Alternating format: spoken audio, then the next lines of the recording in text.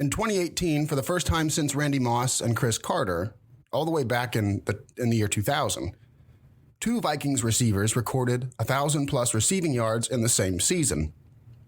Adam Thielen and Stephon Diggs. In April of 2018, the Rams acquired Brandon Cooks through a trade from New England Patriots.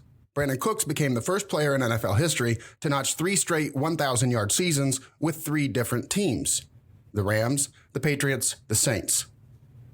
On the other side of the field, Robert Woods was consistently productive his first 5 seasons. He really upped his game with the emergence of Cooks, setting career highs in targets, catches, and receiving yards. He had 1,219 receiving yards and touchdowns. Career high 6 touchdown catches. Robert Woods took 13 weeks to get to 1,000 receiving yards. Brandon Cooks took 12. Looking forward to 2019, this offseason, there couldn't have been more excitement about the Cleveland Browns with new star Odell Beckham. It was exciting to see Beckham and Landry reunited, former LSU teammates, in their final season together as LSU Tigers. Odell Beckham and Jarvis Landry combined for 136 catches, 2,345 receiving yards, and 18 touchdowns. These pairs are so much fun to watch. Electric. It almost brings college football to the NFL. And now we have a new pair. Mike Evans and Chris Godwin.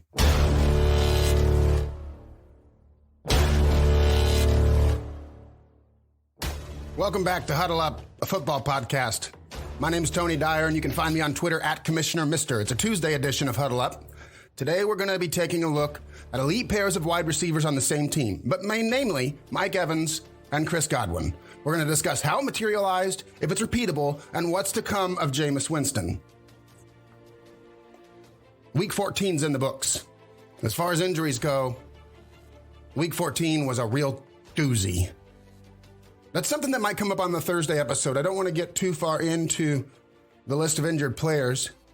Today, I at least wanted to address one of them. I think it's statistically important because of what Mike Evans has done throughout the first several weeks of 2019. Mike Evans left in the first quarter with a pulled right hamstring during the Buccaneers' 38-35 home win over the Colts last Sunday. He's not likely to play against the Lions. He's having an MRI on his muscle. According to TampaBay.com, the Buccaneers website, head coach Bruce Arians said he considers Evans very doubtful, but he's holding out hope that the receiver season is not finished. He said that Evans recovered quickly from the same injury during OTAs. Evans left with a quad injury before the third preseason game. Played for the opener 2 weeks later. Evans is durable. I looked back. He has started 60 of 61 games dating all the way back to 2016, and he's missed only 4 games throughout his career. The statistical relevance here, the importance of it, sorry for stumbling over my words, it's early on a Tuesday,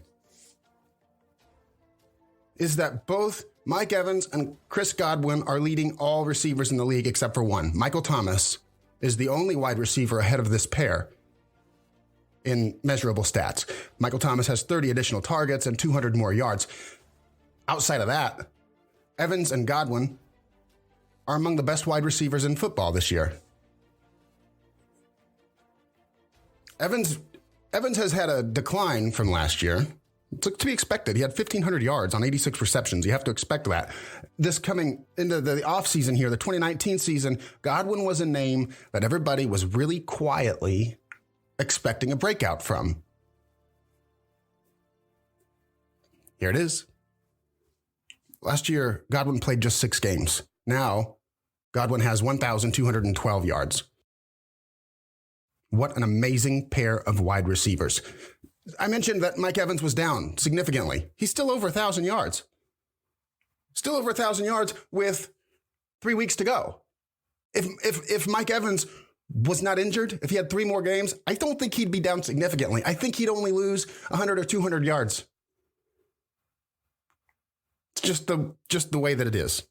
He's hurt. I wanted to get out ahead of this before the stats get lost in all of this, because certainly Mike Evans will fall down the leaderboard with 3 games to play. I don't think Mike Evans is coming back. When you see a player reacting the way that Mike Evans was reacting on a non-contact injury, you know that there's something wrong. They know something that we don't know. I don't know how they know.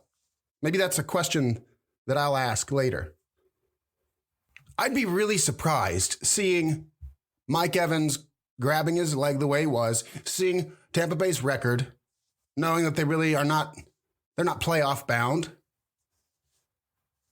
I'd be surprised to see Mike Evans rush back. So I wanted to compare what was happening in Tampa Bay with Mike Evans and Chris Godwin to what happened in the other offenses, the 2018 offenses. So it's kind of old news, okay? I'm sorry. But I think it's important because 2020 is coming, and I want to know what to be looking for. Let's start with Minnesota. Stephon Diggs, Adam Thielen, leading the league last year. Who were the other pass catchers available? Kind of limited, not reliable. Let's look at Kyle Rudolph. He's a permanent fixture of the Minnesota Vikings offense. Just signed to a new deal this year. Kyle Rudolph only found the end zone 4 times in 2018. That's his lowest total in 4 seasons. Played 88% of Minnesota's offensive snaps. Minnesota also carried 2 other tight ends on the roster. Notably good blockers. David Morgan was one of them. He played 11 games. And in the games that he played, Minnesota rushed for 108 yards. In the 5 games he missed, they ran for an average of 59.6 yards. He's a blocker, not a receiver, okay? Tyler Conklin, that's another tight end for the Minnesota Vikings. Probably hadn't heard his name. Conklin only played 146 total offensive snaps as a rookie. So there you have it. Dalvin Cook and Alexander, and I guess it was Latavius Murray at that point. Dalvin Cook, Latavius Murray. Not exactly, mostly Latavius Murray, by the way. Dalvin Cook was returning from an injury, really, really delayed season. Latavius Murray was not known as a great pass catcher. By the way, can pass. I think he can receive the football. He can catch it. He's shown that a couple of times in St. Louis when Alvin Kamara was not able to play. That's not the point. Not a predominant pass catcher in the Minnesota offense, okay? 2 tight ends. 3 tight ends, neither of them were predominant in 2018. That leaves you with 2 viable, consistent, reliable receiving options. Okay, great. Now we know the targets go to 2 guys. Let's look at the Rams side. Tight end position. Gerald Everett, 2.1 receptions a game in 2018. Tyler Higbee had 24 total receptions throughout the year. That was the year that Todd Gurley caught the ball. But remember, that was also the year that Cooper Kupp fell short to an injury, an ACL tear, I believe. Okay, that checks the boxes because O.J. Howard's been a disappointment. I'm tying 3 teams together here. Try to stay with me. I don't want this to get too confusing. I'm sorry. But I'm comparing Minnesota 2018, the Rams 2018, to the Buccaneers 2019. O.J. Howard, has been a 2019 disappointment to say the least. I'm sorry to tell you this, but I saw that coming. Head over to dynastynerds.com. I wrote an article that said a tiger doesn't change his stripes. Why Bruce Arians doesn't use the tight end position. Since Bruce Arians' first official head coach position in 2013, until the end of the 2018 season, tight ends in Arians' offense have totaled 275 receptions. That's across 5 years. 53 a year. 3 a game. Rob Holzer, another name you probably haven't heard for a really long time. Rob Holzer led all Arians tight ends with 39 receptions in one single season. O.J. Howard's currently on track to hit that exact number, 39 receptions for the year. After what looked like a 2018 breakout campaign, falling short to injury, O.J. Howard's on track for 39 receptions, fitting right into the Bruce Arians model. Good. Tight end position. Let's check that off the list. It matches.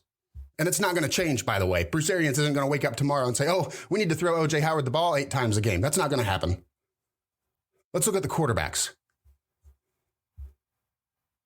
In 2018, Kirk Cousins completed 70% of his passes. That's pretty good. 30 touchdowns, 10 interceptions, just shy of 4,300 yards. He's on track to an identical stat line in 2019. Jared Goff, 2018, 65% completion percentage. 32 touchdowns, 12 interceptions. Not quite as good, but still very close to Kirk Cousins. 4,688 yards. Similar. On track for same stats this year, by the way, except for the touchdown interception rating. Way less touchdowns this year. And before I go on to Jameis Winston, I did just get a notification from Jeremy Fowler, ESPN senior NFL writer. Covers the Steelers and more, he says on Twitter. So I don't know what he's doing covering Tampa Bay, but Schefter retweeted his tweet. Buccaneers wide receiver Mike Evans expected to miss the rest of the season, per source. Barring unexpected improvement on hamstring, Tampa Bay will be without a top wide receiver. Technically, because I said it like 3 minutes ago, I can write that in the I told you so column. That feels good. On to Jameis Winston. Winston will almost certainly finish the season with the most interceptions in the league. He's on track for over 5,000 yards, though. 32 touchdowns, 28 interceptions. Whoa. No doubt in my mind, Winston's 6 ahead of the next closest interception leader. If that's a stat, is that a stat you want? Interception leader? No doubt Winston's going to be number 1 in interceptions. But he makes up for it by being number 2 in touchdowns. 2 touchdowns behind the 2019 MVP Lamar Jackson. Yeah, I said it. I'm going to say it every time. Lamar Jackson for 2019 MVP. There's no other quarterback in the league like Jameis Winston. He ensures it's so much fun to watch. Even with the games with 4 and 5 interceptions. It's fun. I can assure you that the Buccaneers and whoever they play are going to put points up on the board. That's fun, right? Right? But there's real risk. There's real risk when you throw that many interceptions. There are not very many quarterbacks in NFL who can get away with throwing as many interceptions as they throw touchdowns and not in the playoffs. I think Jameis can get away with it, though. I think he's going to continue to get away with it. Here's what Coach had to say. Listen to what Coach had to say after Tampa Bay beat Atlanta 35-22.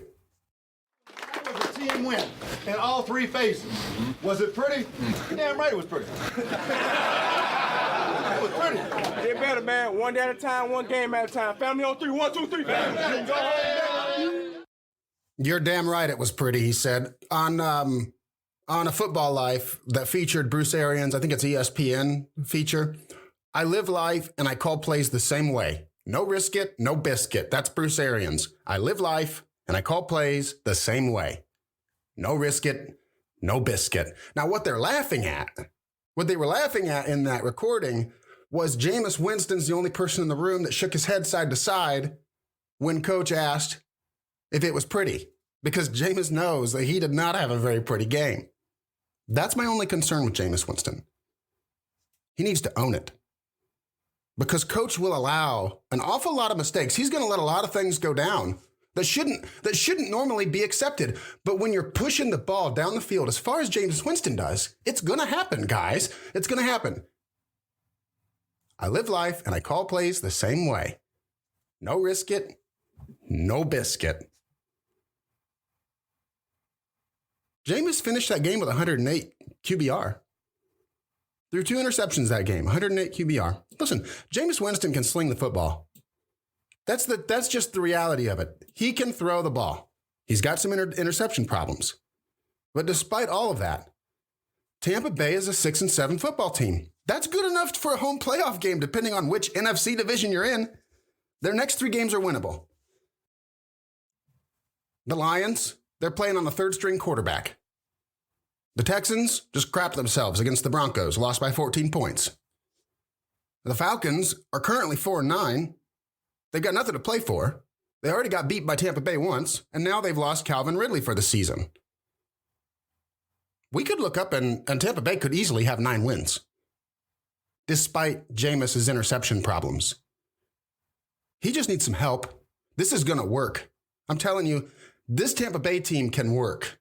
And in 2020, that's when we're going to get our answers. We're not going to know anything right now. With all this QB uncertainty around the league, Cam Newton, Mitchell Trubisky, although recently he's played well. Tannehill supplanted Mariota. Where's Mariota going to go? Is he going to go anywhere? Is he going to be a backup? Are one of these teams that need a quarterback going to take him? I don't know. But already, there are plenty of quarterbacks on the market. Derek Carr, we can talk about that too. Although that's a little bit messy. Derek Carr's building a house next door to Coach. I don't know what the future is going to be for Jameis, but I expect him back. I expect Jameis Winston to be the quarterback of the Tampa Bay Buccaneers in 2020. I expect him to be better. I expect them to be better. And we better not sleep on the Tampa Bay Buccaneers. Thanks for listening, guys. My name's Tony Dyer. You can find me on Twitter at Commissioner Mister. I'll be back on Thursday, and I'll be joined by my friend Corey, as I'm always joined by Corey on Thursday. Find him on Twitter at Wilkie Wonka FF. We'll have the bets of the week. We'll cover some of these injuries. Can't wait.